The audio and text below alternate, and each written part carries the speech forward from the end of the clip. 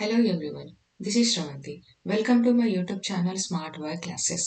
ఇప్పటి వరకు పార్ట్ 1లో మనం ఎకనామిక్ ప్లానింగ్ అంటే ఏంటి, వాటి రకాలు, ఓకే, వాటి types and why it need for India ఇప్పటి వరకు చర్చించుకున్నాము.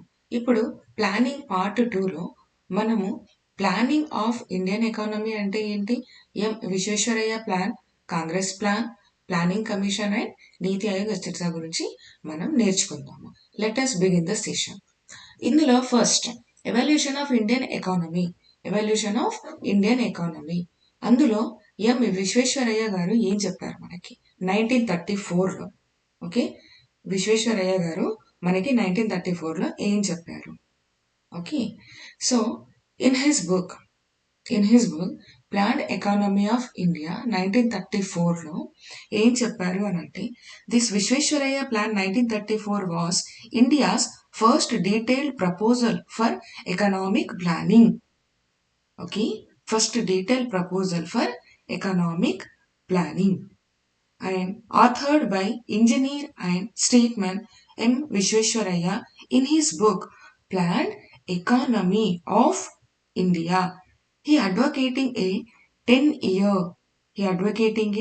10-year plan focused on industrialization to shift labor from agriculture and double the income. Okay, and double the income అని చెప్పారన్నమాట. Double the income and build a modern infrastructure with state guidance and the private investment laying the groundwork for later India 5-year plans. Okay, so in his book lo em chepparante planned economy of India 1934లో రాశారు. ఈ goal ఏంటి, poverty eradication through the growth. అంటే ఏంటి, పేదరిక నిర్మూలన ఎప్పుడు జరుగుతుంది అని అంటే అభివృద్ధి చెందినాక. ఓకే, దేశం అభివృద్ధి చెందినాకనే పోవర్టీ ఎరాడికేషన్ అనేది జరుగుతుంది. Next, it emphasized on shifting from agriculture to industrialization and also to increase employment in industries. Okay, ఏమేంటి, to double national income within 10 years. ఇదంతా ఎప్పుడు 1934లో ఎం విశ్వేశ్వరయ్య గారు చెప్పారన్నమాట. తెలుగులో చూడండి, 1934లో ఓకే విశ్వేశ్వరయ్య ప్రణాళిక వచ్చింది. తన పుస్తకం ప్లాన్ ఎకానమీ ఆఫ్ ఇండియా ఇందులో ఏం ప్రత్యేకరించబడింది అని అంటే, ఇది భారతదేశ ఆర్థికాభివృద్ధి మొదటి అధికారిక బ్లూ ప్రింట్. ఓకే, ఇది వ్యవసాయం నుండి పరిశ్రమలను మార్చటం ద్వారా జాతీయ ఆదాయాన్ని మనం రెట్టింపు చేయొచ్చు అని, ఇంతవరకు 10 సంవత్సరాల ప్రణాళికను ముందుగానే మనం రెట్టింపు చేయొచ్చు అని ముందుగానే అంచనా వేశారన్నమాట. కానీ ఇది బ్రిటిష్ వారు స్వీకరించకపోయినా తర్వాత మనకి జాతీయ ప్రణాళికలు వచ్చాయి. ఓకేనా, వాటిపైన ప్రభావితం చూపించింది ఈ విశ్వేశ్వరయ్య ప్లాన్. అంటే ఏంటి, దశాబ్దం లోపు భారతీయ జాతీయ ఆదాయాన్ని రెట్టింపు చేయడం అనేది గోల్. ఓకే, ప్రాథమిక చోదక శక్తిగా పారిశ్రామికీకరణ జరగడం, వ్యవసాయ రంగాల నుండి పరిశ్రమలకు శ్రామిక శక్తిని తరలించడం వల్ల మనకి ముందుగానే double income, national income within 10 years ఎలా అవుతుందో చెప్తున్నారు ఇక్కడ. తర్వాత ఆర్థిక నమూనా చూస్తే పారిశ్రామిక ఉత్పత్తిని పెంచడం మరియు వ్యక్తిగత చొరవపై దృష్టి సారించే యుఎస్ఏ మాదిరిగానే ప్రజాస్వామ్య పెట్టుబడిదారీ విధానానికి ఇది మద్దతు ఇచ్చింది. ఓకేనా, ఇది అంతా ఒక క్రమబద్ధమైన విధానంలో ఉంటే మనం double national income within 10 years చేయొచ్చు అని ఎం విశ్వేశ్వరయ్య గారు చెప్పారు. ఓకే, ఇదంతా M Visvesvaraya plan. Okay, so next, what is FICCI proposal?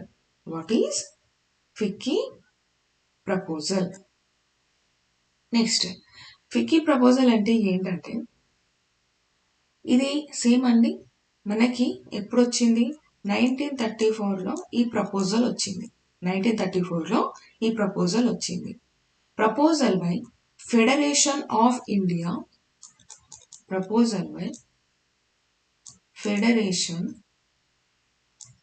Of India chambers of commerce and industry okay. So ఇది ఎవరి వల్ల వచ్చింది అని అంటే federation of Indian chambers of commerce and industry led by NR Shankar.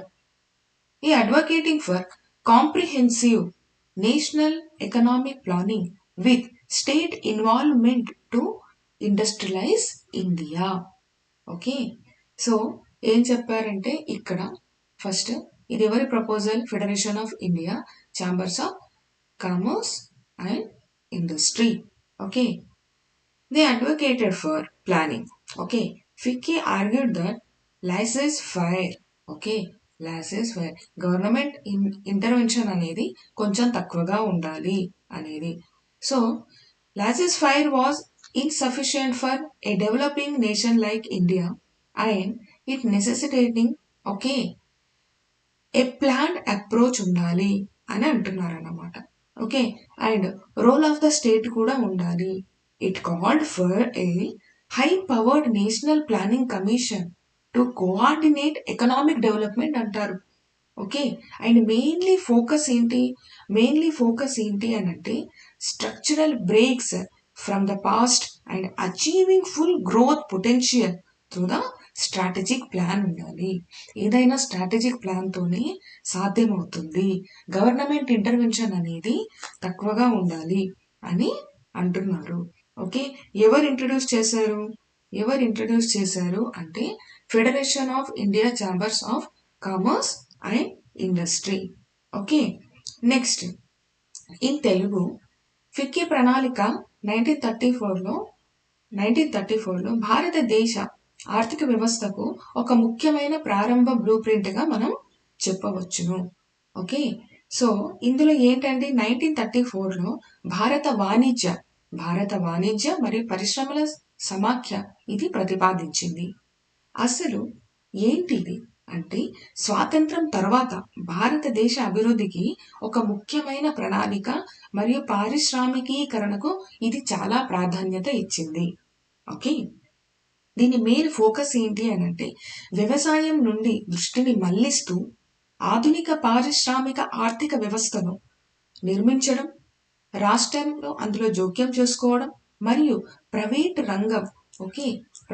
రంగం భాగస్వామి కోసం వీళ్ళు వాదించారు. ఓకే, ఇదంతా ఫిక్కీ ప్రపోజల్ అన్నమాట. అంటే ఏంటంటే గవర్నమెంట్ ఇంటర్వెన్షన్ తక్కువగా ఉండాలి, ప్రైవేట్ రంగం అనేది ఎక్కువగా పార్టిసిపేషన్ చేయాలి అనేది వీళ్ళు నొక్కి చెప్పారు. Okay, it end laissez-faire. Okay, next it favour the capitalist class and it set up national planning commission. Okay, this is FICCI proposal. Next what is Congress plan? Congress plan అనేది 1938లో స్టార్ట్ అయింది. ఓకే, వాళ్ళు ఇచ్చారు Congress plan అనేది 1938లో start అయ్యింది. అంటే ఇందులో ఏంటిది?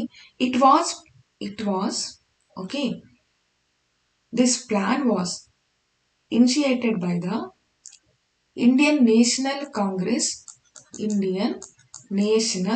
Congress president.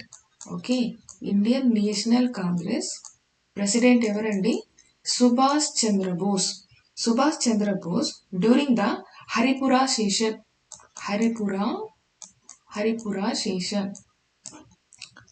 Session in February 1938. ఈయన ఎవరు? INC president Subhash Chandrabose initiation అన్నమాట. ఓకే, సో ఏ సెషన్ అని అడుగుతారు? Haripura session.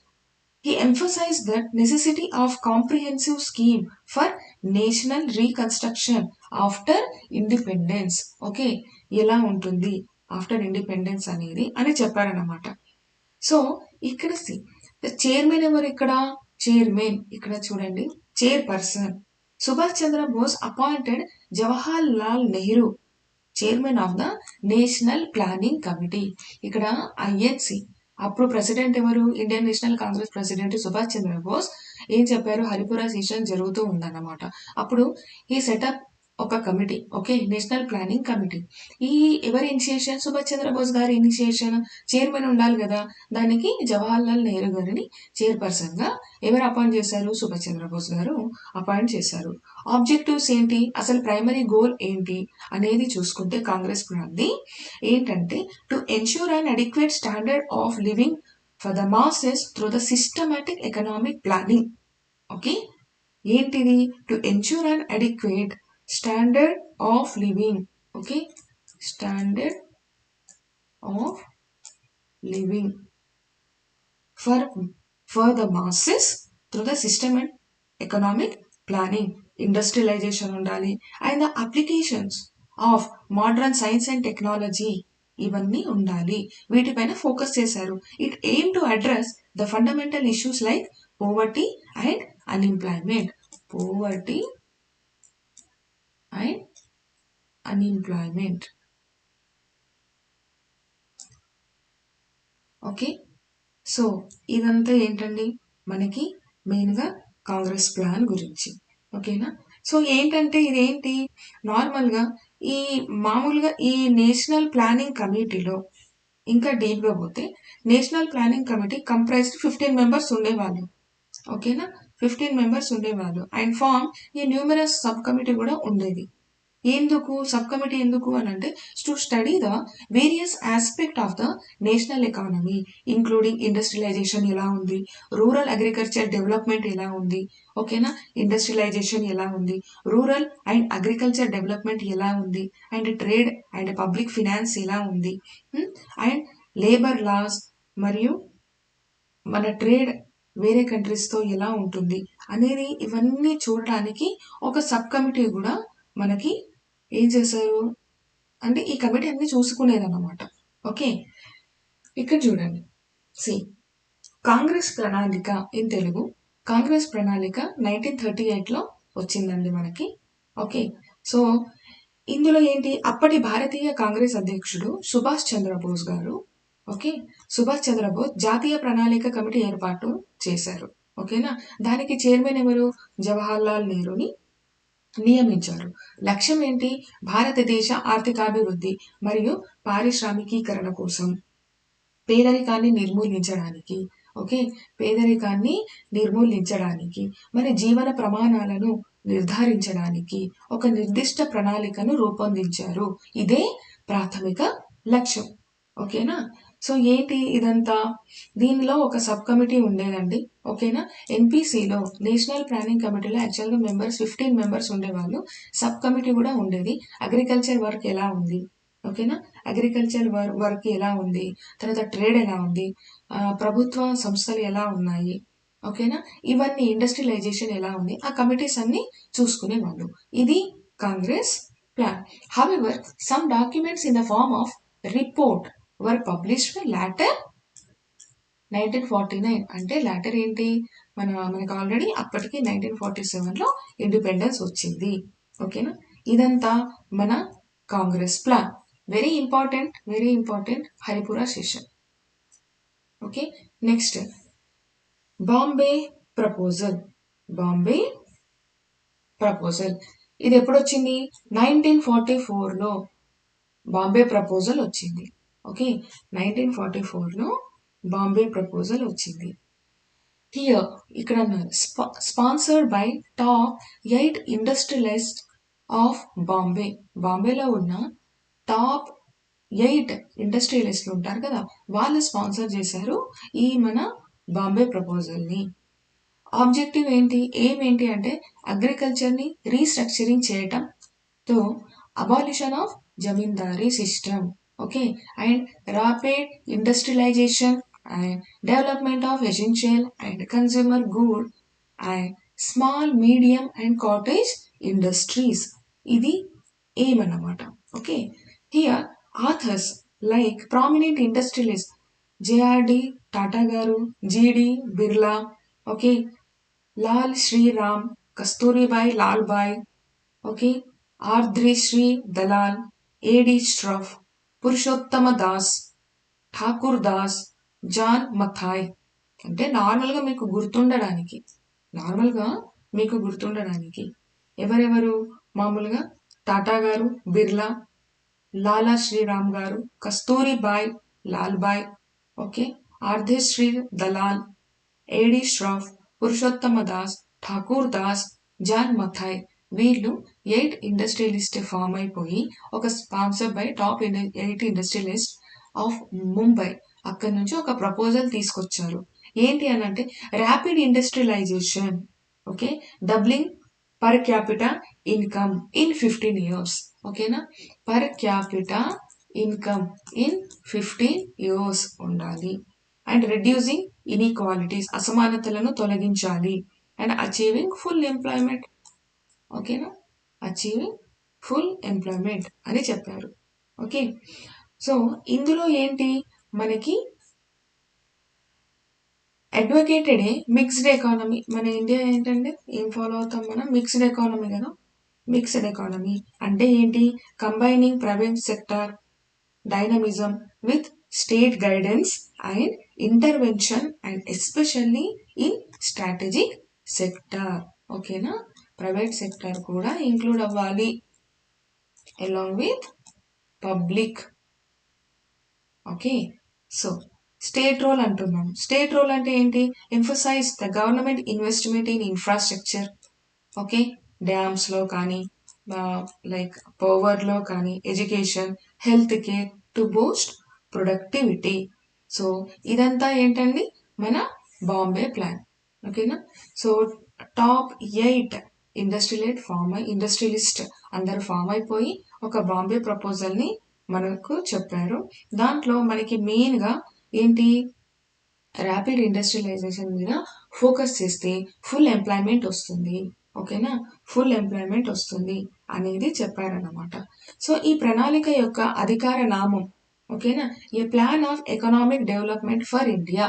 A plan of economic development for India. ఓకేనా, భారతదేశ ఆర్థికాభివృద్ధి అనేది ఒక ప్రణాళికలాగా ఉండాలి. అయితే దీనిని సాధారణంగా మనము బాంబే ప్రణాళిక అంటాము. సో మనకు తెలిసిందే రూపకర్తలు ఎవరు? టాటా, బిర్లా, పురుషోత్తమ దాస్, ఠాకూర్ దాస్, లాలా శ్రీరామ్, జాన్ మథాయి, అర్ధేశిర్ దలాల్, ఏడి ష్రఫ్ మరియు కస్తూరిబాయ్, లాల్బాయ్ వీళ్ళందరూ దీనికి సహకరించారు. స్వాతంత్రం తర్వాత 15 సంవత్సరాల కాలంలో దేశ తలసరి ఆదాయాన్ని, దేశ పర్ క్యాపిటా ఇన్కమ్ని రెట్టింపు చేయడం ఈ ప్రణాళిక యొక్క ముఖ్య ప్రధాన లక్ష్యం. వ్యవసాయ రంగంలో 130% మరియు పారిశ్రామిక రంగంలో 500% వృద్ధిని సాధించాలని ప్రతిపాదించారు. చూడండి ఎంత హైలీగా ఇంటెలెక్చువల్స్ ఆలోచించారంటే వ్యవసాయ రంగంలో అరౌండ్ 130% ఉండాలి. ఇండస్ట్రీస్లో అరౌండ్ ఎంత ఉండాలి? 500% ఉంటే అప్పుడు ఫుల్ ఎంప్లాయ్మెంట్ వస్తుంది. ఓకే, ఫుల్ ఎంప్లాయ్మెంట్ వస్తుంది. ఫుల్ ఎంప్లాయ్మెంట్ అప్పుడు ఏమవుతుంది? ఎరాడికేట్ అవుతుంది కదా పోవర్టీ అనేది నిర్మూలన అవుతుంది. చూడండి ఎంత నీట్గా వాళ్ళ విజన్ ఉండేది. సో మిశ్రమ ఆర్థిక వ్యవస్థ అంటే తెలుసండి మీకు. అదేంటి? ప్రైవేట్ మరియు ప్రభుత్వ రంగాలను కలిపి ఒక మిశ్రమ ఆర్థిక వ్యవస్థ ఉండాలని ఇది ప్రతిపాదించింది. ముఖ్యంగా భారీ పరిశ్రమలు మరియు మౌలిక సదుపాయాల కల్పనలో ప్రభుత్వ జోక్యాన్ని మరియు నియంత్రణను బలంగా సమర్థించింది. ఓకేనా, వ్యవసాయంపై ఆధారపడటాన్ని తగ్గించి భారీ మరియు పారిశ్రామిక రంగాలపై మీరు ఫోకస్ చేయండి అని చెప్పారు. ఏంటండి సామాజిక లక్ష్యం? ముఖ్యంగా పోవర్టీని ఎండ్ చేయడం, ఓకేనా, ఎంప్లాయ్మెంట్ ఆపర్చునిటీస్ని ఇంక్రీజ్ చేయడం, అసమానతలను తగ్గించడమే ఈ బాంబే ప్రపోజల్ యొక్క ముఖ్య ఉద్దేశం. ఓకే, సో ఇవన్నీ చాలా ఇంపార్టెంట్ అండి. అడుగుతారు ఎగ్జామ్లో ఒక్కొక్క ప్లాన్ గురించి అడుగుతారు క్వశ్చన్లో. మొన్న జరిగిన గ్రూప్ 2లో కానీ గ్రూప్ 1 ప్రిలిమ్స్లో కానీ చాలా క్వశ్చన్స్ కవర్ అయ్యాయి ఇందులో. ఓకేనా, సో నీట్గా చదవండి. మీకు నేను step by step important lines, what is the purpose అనేది అన్నీ మీకు ఇక్కడ నేను కవర్ చేస్తున్నాను. No worry. Okay, so next ఏం డిస్కషన్ చేద్దాం? Gandhian plan. ఎప్పుడు వచ్చింది? 1944లో వచ్చింది. ఓకే, ఎప్పుడు వచ్చిందండి? 1944లో వచ్చింది. డ్రాఫ్టెడ్ బై అడుగుతారు. డ్రాఫ్టెడ్ బై ఎవరు? ఆచార్య శ్రీమన్ నారాయణ అగర్వాల్. ఓకే, ఆచార్య శ్రీమన్ నారాయణ అగర్వాల్ డ్రాఫ్ట్ చేశారు 1944లో. Emphasized on economic decentralization and promotion of small scale and cottage industries. Main focus ఏందండి? గాంధీయన్. గాంధీయన్. ఓకేనా, గాంధీయన్ ప్లాన్ అంటేనే ఏంటి? Small scale and the cottage industries. ఓకేనా, ఎకనామిక్ డీసెంట్రలైజేషన్ ఇవన్నీ ఉండాలి అని చెప్తున్నారు అన్నమాట. డీసెంట్రలైజేషన్ ఎకానమీ అంటే ఏంటి? డీసెంట్రలైజేషన్ ఆఫ్ ఎకానమీ అంటే ఏంటి చెప్పండి? సి ప్రమోటెడ్ సెల్ఫ్ రిలయంట్గా ఉండాలి. ఓకేనా, self reliant and self contained villages. Self contained villages as the core unit of economic activity.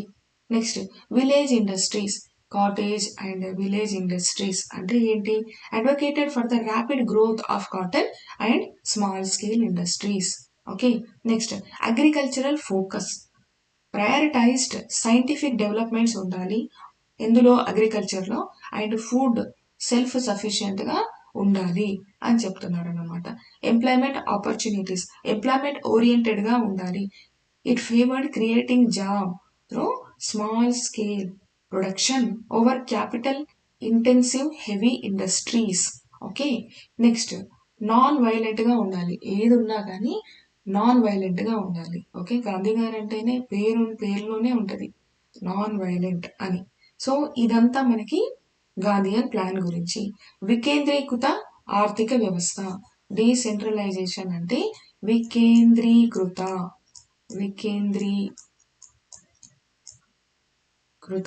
ఆర్థిక వ్యవస్థ ఉండాలి.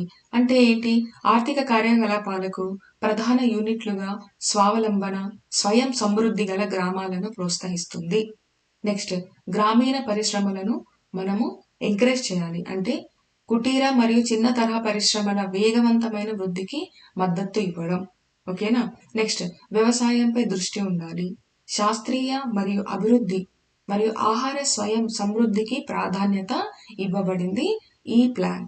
ఓకే, ఉపాధి ఆధారితంగా ఉండాలి. అంటే మూలధన ఆధారిత భారీ పరిశ్రమ కంటే చిన్న చిన్న ఇండస్ట్రీస్ పెట్టుకొని మనకి ఉపాధి అవకాశాలు ఉండడం బెటర్ కదా అని గాంధీయన్ ప్లాన్ అని అన్నారు.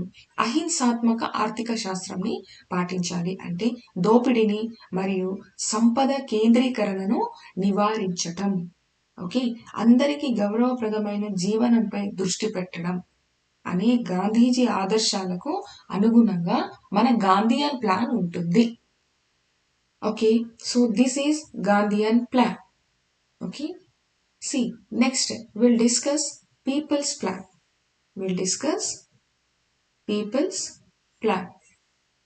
ఎప్పుడు వచ్చింది ఇది? 1945లో వచ్చింది. ఓకే, 1945లో వచ్చిందన్నమాట. So drafted by whom? Drafted by M.N. Rai for a period of 10 years. Okay, so M.N. Rai is a radical humanist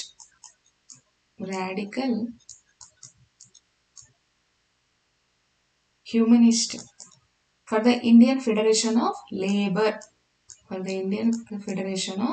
Labour. Mainly focus ఏంటిది?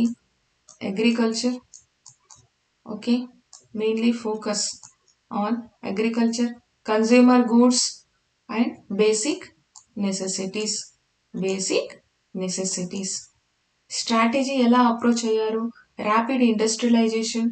Okay, rapid industrialisation, full employment and decentralised planning. Mostly మన Gandhian plan లాగానే ఉంటుంది. Okay, so ఏంటి focus అంటే ఏంటి? Rapid industry అంటే focus agriculture పైన, consumer goods and the basic necessities పైన చేశారు. ఎలా స్ట్రాటజీ ఫాలో అయ్యారు అంటే main priorities of the plan were agriculture development and equal balance with the industrialisation. Okay, industrialisation బాగుంటే ఫుల్ ఎంప్లాయ్మెంట్ వస్తుంది. And in this plan includes some key proposals: nationalization of land and production, okay, and emphasis on power, mining, transport, improving standards of living. It means food, clothing, housing లో కూడా standard of living బాగుండాలి అని చెప్పారు. So main priorities agriculture ని balance చేయాలి దేంతో, industrialization తో. ఓకేనా? So who drafted by people's plan జీ, డ్రాఫ్టెడ్ బై ఎంఎన్ రాయ్. ఓకేనా? So for a period of 10 years. So ఇది మన పీపుల్స్ ప్లాన్. తెలుగులో చూస్తే మన భారత కార్మిక సమాఖ్యకు చెందిన రాడికల్ మానవతావాది మన ఎంఎన్ రాయ్ గారు దేనిపైన ఫోకస్ చేశారు? వ్యవసాయం, వ్యవసాయం మరియు వినియోగ వస్తువులు, వ్యవసాయం మరియు కన్జ్యూమర్ గూడ్స్, వినియోగ వస్తువులు మరియు ప్రాథమిక అవసరాల మీద. అంటే బేసిక్ నెసెసిటీస్ అంటే ప్రాథమిక అవసరాల మీద. ఓకేనా? వీళ్ళ వ్యూహం ఎంత ఉండేదంటే వేగవంతమైన పారిశ్రామికీకరణ ఉండాలి, కానీ ఇది balance with agriculture, balance with వ్యవసాయం. ఓకేనా? ఎందుకు? పూర్తి ఉపాధి మరియు వికేంద్రీకృత ప్రణాళిక ఉండాలి.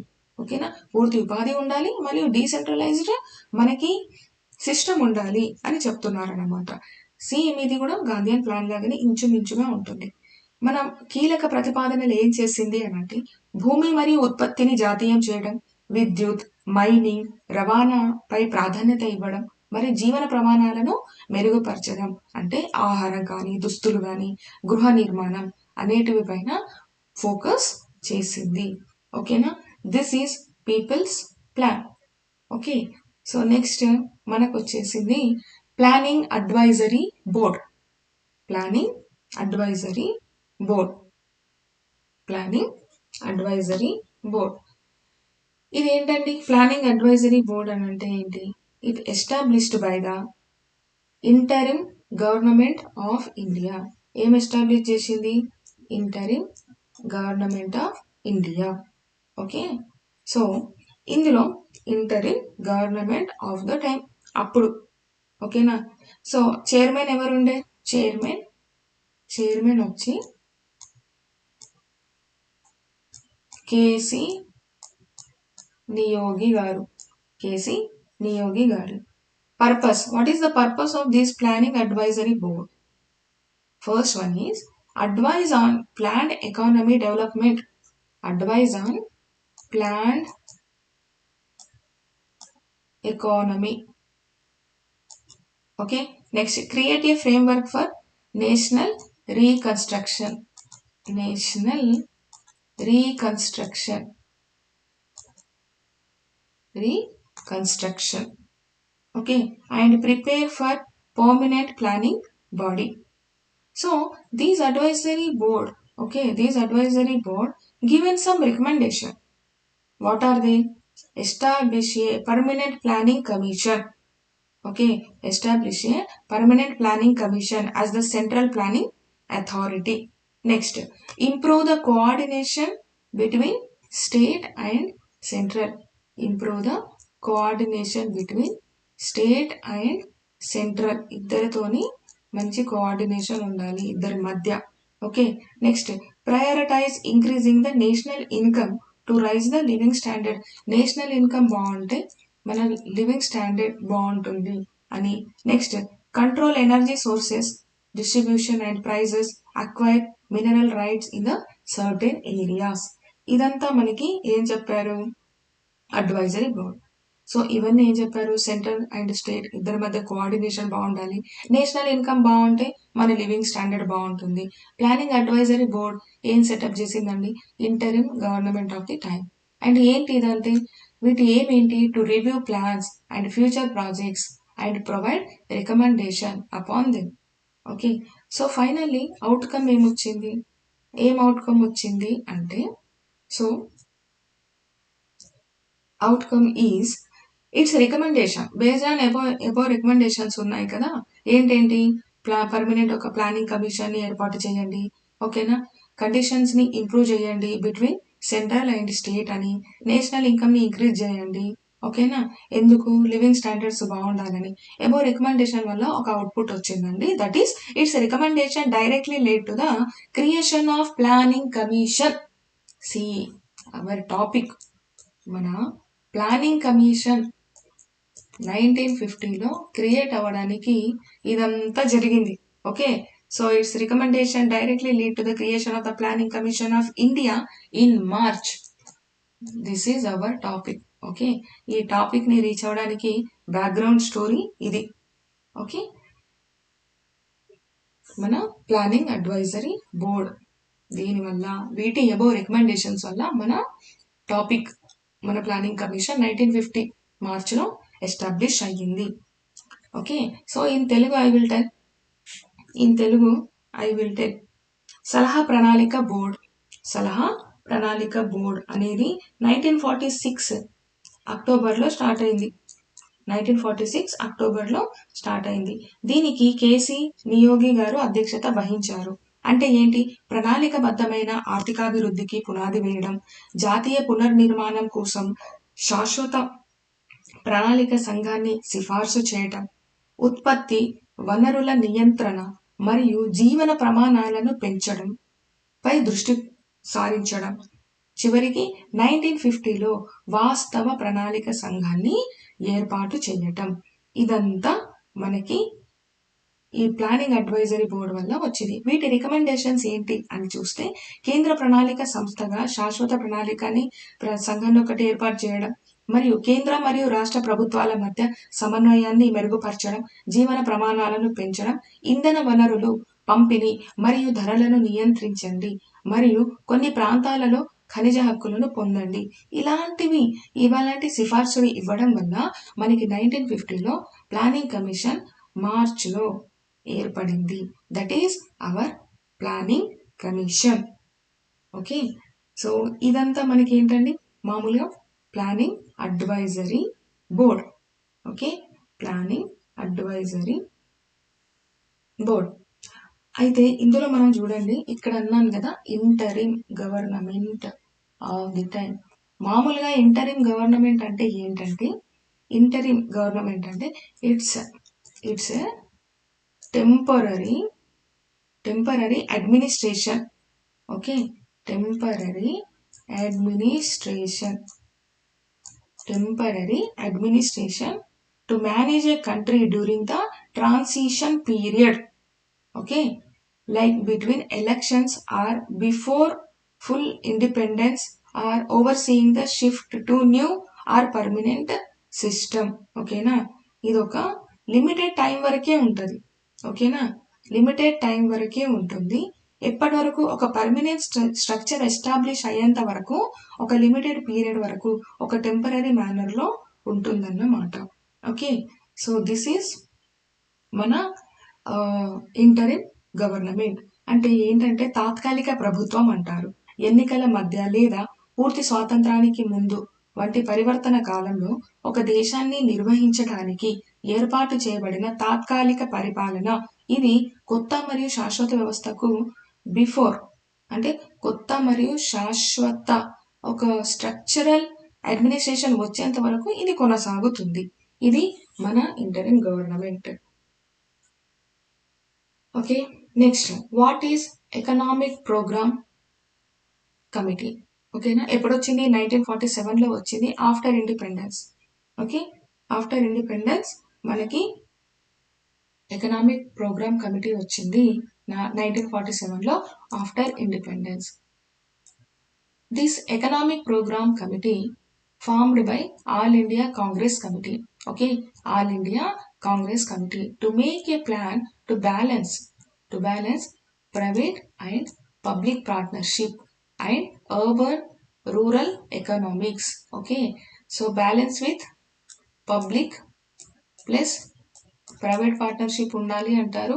Next rural and urban economics ని కూడా బ్యాలెన్స్ చేయాలి అని అంటారు. This recommended for planning commission. ఈ 1947లో వచ్చిన ఎకనామిక్ ప్రోగ్రామ్ కమిటీ కూడా మనకి ఏం చెప్పారు? ప్లానింగ్ కమిషన్ ని ఎస్టాబ్లిష్ చేయండి అని అన్నారు. ప్లానింగ్ కమిషన్ ఉంటే సర్టెన్ ఇయర్స్కి ప్లానింగ్ రెడీ చేస్తాం, వాటి లక్ష్యాలను మనం సాధించడానికి ట్రై చేస్తామో, ఓకేనా, మనం ఎంతవరకు లక్ష్యాలను ఛేదించామో, ఒకవేళ ఆ లక్ష్యాలు కరెక్ట్గా మనము సాధిస్తే నెక్స్ట్ మనం మన గోల్స్ని ఇంక్రీజ్ చేసుకుంటాము. అంటే ఇంతవరకు వృద్ధి చెందొచ్చు, ఓకేనా. వృద్ధి వల్ల దేశం ఎంత అభివృద్ధి చెందుతుంది, దేశం వల్ల ఎంత పేదరిక నిర్మూలన జరుగుతుంది, ఓకే, ఎంత ఎంప్లాయ్మెంట్ ఆపర్చునిటీస్ వస్తాయి, మన ప్రజల జీవన ప్రమాణాలు ఎలా ఉన్నాయి, ఓకేనా, స్టాండర్డ్ ఆఫ్ లివింగ్స్ అంటే హెల్త్, ఫుడ్, ఎడ్యుకేషన్ సిస్టమ్ ఎలా ఉంది, ఓకేనా, ఇవన్నిటిపైన ఆధారపడుతుంది. అందుకే ప్లానింగ్ కమిషన్ ఎస్టాబ్లిష్ చేయాలి అని అన్నారన్నమాట. Next will discuss about Sarvodaya plan. Okay, Sarvodaya plan. So Sarvodaya plan drafted by Jayaprakash Narayan mainly emphasized agriculture and small scale cottage industries, ఓకేనా. It suggested freedom from foreign technologies, ఓకేనా, మన ఓన్ టెక్నాలజీ ఉండాలి, ఇండిజినియస్ టెక్నాలజీ ఉండాలి అని చెప్పాడు, ఓకేనా. So it suggested freedom from foreign technology and stressed upon land reforms ఉండాలి, ఓకేనా. So the Sarvodaya plan drafted by హుంజీ, okay, Jayaprakash Narayan, okay, in 1950. It was an early Indian economic blueprint inspired by Gandhian philosophy. Gandhian philosophy ద్వారా అంటే inspired అయిపోయి, okay, Gandhian philosophy question ఇలా కూడా రావచ్చు. Gandhian philosophy as Vinoba Bhave, okay, Vinoba Bhave ఐడియాస్తో వచ్చిన ప్లానే Sarvodaya plan, okay. And it advocating for decentralisation, okay, decentralisation ఉండాలి, సెల్ఫ్ రిలయంట్ రూరల్ డెవలప్మెంట్ ఉండాలి, focused on village industries, agriculture reforms ఉండాలి. నెక్స్ట్ పార్టిసిపేటరీ ప్లానింగ్ ఉండాలి. ఎయిమింగ్ ఏంది, హోలిస్టిక్ అప్లిప్మెంట్ అంటే సర్వ ఉదయ, okay, of all through the community development and empowerment ఉండాలి, okay, contrasting with the centralised state planning, okay. In Telugu Sarvodaya plan అనేది 1950లో వచ్చింది, ఓకేనా. గాంధేయ తత్వశాస్త్రము మరియు వినోబా భావే గారి ఆలోచన నుండి పుట్టుకొచ్చిందే ఈ మన సర్వోదయ ప్లాన్, ఓకే. సో గ్రామ పరిశ్రమలను, వ్యవసాయం, భూ సంస్కరణలు మరియు భాగస్వామ్య ప్రణాళికపై దృష్టి సారించడమే వీటి యొక్క ముఖ్య ఉద్దేశం. అంటే వికేంద్రీకృత, స్వావలంబన, గ్రామీణాభివృద్ధికి మద్దతును ఇవ్వాలి, ఓకేనా. కేంద్రీకృత రాష్ట్ర ప్రణాళికకు అపోజిట్ గా ఉండాలి, సమాజ సాధికారత కూడా జరగాలి అనేది ఈ సర్వోదయ లక్ష్యంగా పెట్టుకుంది, ఓకేనా. సో ఇవన్నీ మనకి సర్వోదయ ప్లాన్ గురించి.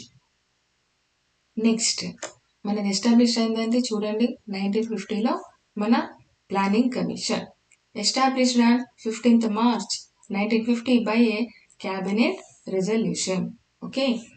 సో ఒక క్యాబినెట్ రిజల్యూషన్ వల్ల మనకి 15th March 1950లో ప్లానింగ్ కమిషన్ అనేది ఎస్టాబ్లిష్ అయింది. It was an extra constitutional, non political, non statutory and it's a advisory body, okay. It is a advisory body to make a plan for most effective and balanced utilisation of resources. Most effective plan గురించి and the balanced utilisation of resources గురించి ఈ planning commission వచ్చింది. First chairman వచ్చేసి మనకి Jawaharlal Nehru, okay. Established ఎలా జరిగింది, created by a government of India resolution, ఓకేనా, created by a government of India resolution, very important. It's a created by a government of India resolution, okay, not by, very important, not by constitution. First chairman ఎవరు, first chairman వచ్చేసి మన prime minister Jawaharlal Nehru ఉన్నారు. Core objectives ఏంటంటే living స్టాండర్డ్స్ని ఎఫెక్టివ్గా రిసోర్స్ని use చేసుకొని ఓకేనా increase the production and creating more employment opportunities. Main core areas functions ఏంటి అంటే assess national resources, okay, formulate 5 years plan, formulate 5 years plan, determine the development priorities and allocation of resources, and monitor the implementation and the advise the government. ఓకేనా. So మన first plan వచ్చేసి will discuss later 1951లో వచ్చింది. ఓకేనా. Mainly focus on agriculture first planning. ఇదంతా meeting అయిన తర్వాత ఇంకా plannings వస్తాయి మనకి. అగ్రికల్చర్ ఓకేనా, పవర్ ఎట్లా ఉండాలి, ట్రాన్స్పోర్ట్ ఎట్లా ఉండాలి అనేది ఇది వచ్చిందన్నమాట. Okay, so this is our agriculture మెయిన్గా ఫోకస్ చేసింది 1951లో. Okay, next national development council 1952లో వచ్చింది. నేషనల్ డెవలప్మెంట్ కౌన్సిల్ అనేది 1952లో వచ్చింది. Set up on 6th August by executive on order. ఓకేనా. It was an extra constitutional non statutory body. These are the facts you have to remember and revise it. And the comprise and the prime minister ఉంటారు, cabinet minister ఉంటారు, council of minister of states and UTs and members of planning commission. National development council ఎప్పుడు form అయింది? 1952లో form అయింది. And it is set up on 6th August by an executive order. It was an extra constitutional and non statutory body and comprised on prime minister, ప్రధానమంత్రి, ఓకేనా, cabinet మంత్రులు, ఓకేనా, cabinet ministers ఉంటారు, council of ministers from state and union territories and the members of planning commission. ఇదంతా మనకేంటండి national development commission. And this NDC served as a highest decision making body. Okay na, this is highest. National Development Council is a served as a highest decision making body and it is also approved 5 years plans. Okay na, ఈ NDC goal ఏంటి అంటే to ensure balanced and rapid development of all part of the country. ఓకేనా, it ensure balanced approach ఉండాలి, ర్యాపిడ్గా ఓకేనా development ఉండాలి and of all part of the country. ఓకేనా, ఇక్కడ అక్కడ అని కాదు, ఆల్ పార్ట్ ఆఫ్ ద కంట్రీలో అన్నిట్లో డెవలప్మెంట్ ఉండాలి అని అంటారు. నోట్ ఏంటంటే లాస్ట్ ఎన్డీసీ మీటింగ్ ఎప్పుడు జరిగింది? 2011లో జరిగింది. 2011లో ఈ నేషనల్ డెవలప్మెంట్ మీటింగ్ జరిగింది. నౌ నీతి ఆయోగ్ అనేది నీతి Aayog governing council performs the task of NDC. NDC పనులు ఏమున్నాయో ఇప్పుడు మన నీతి ఆయోగ్ అన్ని చూసుకుంటుంది. ఓకేనా, ఎన్డీసీ గురించి మనము తెలుసుకున్నాం. ఓకేనా, సో ఇది చూడండి నేషనల్ డెవలప్మెంట్ కౌన్సిల్ అనేది వీటి పనులన్నీ ఏమైనా ఉంటే అది నీతి ఆయోగ్ ఇప్పుడు చూసుకుంటుంది. అంటే ఏంటి? అత్యున్నత సలహా సంస్థ ఇది, అత్యున్నత సలహా సంస్థ, జాతీయ అభివృద్ధి మండలి. ఓకేనా, జాతీయ అభివృద్ధి మండలి. సో నెక్స్ట్ వచ్చేసేది మంది ఈ జాతీయ అభివృద్ధి మండలి ఏవైతే ఉన్నాయో వాటి పనులన్నీ ఇప్పుడు ఎవరు చూసుకుంటున్నారు? నీతి ఆయోగ్. నీతి ఆయోగ్ ఎప్పుడు ఫామ్ అయ్యింది? Very important. ఇప్పుడు మనము ప్లానింగ్ కమిషన్స్ అన్ని ఆగిపోయాయి, ఇప్పుడు నీతి ఆయోగే ఫామ్ లో ఉంది. NITI Aayog established in January 1st, 2015. Very important. January 1st, 2015 replace the planning commission. Yes right. And activities ఏంటి? పాలసీ మేకింగ్ ఉండాలి, ప్రోగ్రామ్ ఫర్ ఫ్రేమ్ వర్క్ ఉండాలి, కోఆపరేటివ్ ఫెడరలిజం ఉండాలి. ఓకేనా, కోఆపరేటివ్ ఫెడరలిజం ఉండాలి. Next monitoring and evaluation. ఓకేనా, monitoring and evaluation. Next think tank approach ఉండాలి, knowledge and the innovative hub. ఇది very important. NITI Aayog అంటేనే థింక్ ట్యాంక్. ఓకేనా, knowledge and innovative hub.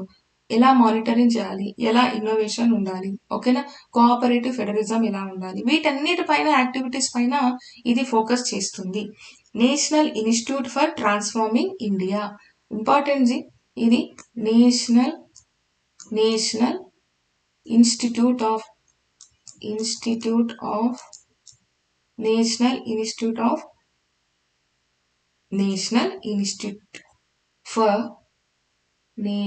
Institute for రాసుకోండి, ఇది ఇంపార్టెంట్. అడుగుతారు ఫుల్ ఫామ్ ఏంటి, ఒక్కొక్కసారి అలాంటి క్వశ్చన్స్ కూడా రావచ్చు.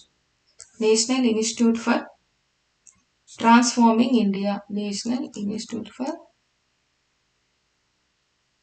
ట్రాన్స్ఫార్మింగ్ ఇండియా అనేది భారతదేశంలో ఓకేనా ఒక ప్రధాన థింక్ ట్యాంక్ విధానం. ఇది 2015లో వచ్చింది ప్లానింగ్ కమిషన్ స్థానంలో, రైట్. ఆర్థిక విధాన రూపకల్పనలో రాష్ట్రాలను పాల్గొనేలా చేయటం, ఓకేనా. ఆవిష్కరణ మరియు అభివృద్ధి వనరుల కేంద్రంగా వ్యవహరించడం ద్వారా సహకార సమాఖ్యవాదాన్ని పెంపొందించడానికి ఇది ప్రధానమంత్రి అధ్యక్షతన ఉంటుంది. కాబట్టి ఇవన్నీ మనం చూసుకోవాల్సి వస్తుంది. అంటే ఎవరు, నీతి ఆయోగ్ చూసుకోవాల్సి వస్తుంది. Okay. So policy think tank అంటే వ్యూహాత్మక, ఒక స్ట్రాటజిక్, ఒక దీర్ఘకాలిక విధాన దృష్టి ఉండాలి. ఓకేనా. ఫెడరలిజం అంటే ఏంటి? ఫెడరలిజం అంటే సహకార సమాఖ్యవాదం. ఓకే. సమాఖ్యవాదం. సమాఖ్యవాదం అంటే ఏంటి? కేంద్ర ప్రభుత్వం మరియు రాష్ట్ర ప్రభుత్వాల మధ్య సహకారాన్ని సులభతరం చేయటం. ఓకేనా. సో వీళ్ళిద్దరి మధ్య కోఆర్డినేషన్ ఉంటే మనం అన్ని మానిటరింగ్ మంచి ఎవాల్యుయేషన్ చేయొచ్చు అని. Okay. Knowledge and innovation hub అన్నాను అంటే ఏంటి? నాలెడ్జ్ అండ్ ఇన్నోవేషన్ హబ్ అంటే ఏంటి? వనరులను కేంద్రంగా, అంటే ఏమైనా రిసోర్సెస్ ఉంటే వనరుల కేంద్రంగా పనిచేయటం, సరిహద్దు సాంకేతికలను అంటే క్వాంటమ్, ఓకేనా.